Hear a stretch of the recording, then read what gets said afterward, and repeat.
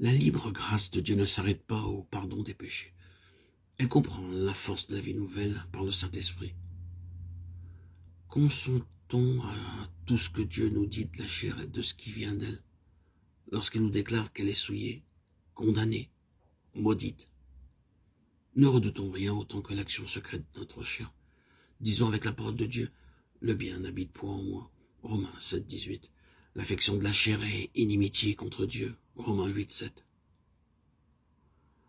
Demandons à Dieu de nous montrer que l'Esprit doit nous posséder tout entier si nous voulons lui plaire en toutes choses. Croyons que si nous nous glorifions chaque jour de la croix, que si par la prière et l'obéissance, nous vouons la chair à la mort de la croix, Christ recevra le sacrifice que nous lui faisons là, et que par sa divine puissance, il maintiendra en nous la vie de l'Esprit. Nous apprendrons alors non seulement à vivre par l'Esprit, mais à vivre comme ceux qui ont été affranchis de la chair, après l'avoir crucifié, et nous marcherons réellement par l'Esprit.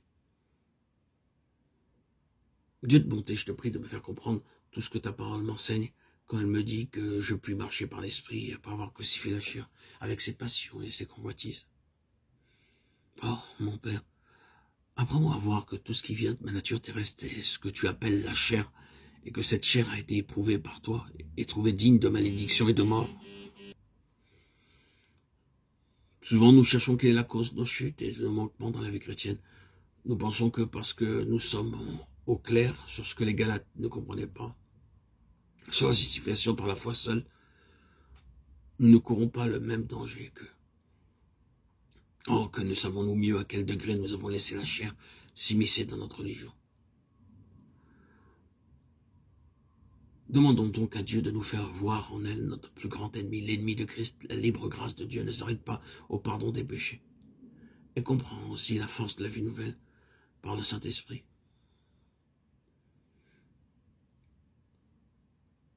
Consentons à tout ce que Dieu nous dit de la chair et ce qui vient d'elle. Lorsqu'il nous déclare qu'elle est souillée, condamnée, maudite, ne redoutons rien autant que l'action secrète de notre chair.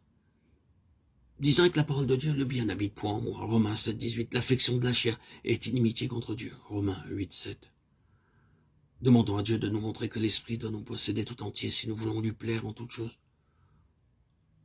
Croyons que si nous nous glorifions chaque jour de la croix, que si par la prière et l'obéissance, nous vouons la chair à la mort de la croix, Christ recevra le sacrifice que nous nous faisons là, et que par sa divine puissance, il maintiendra en nous la vie de l'Esprit.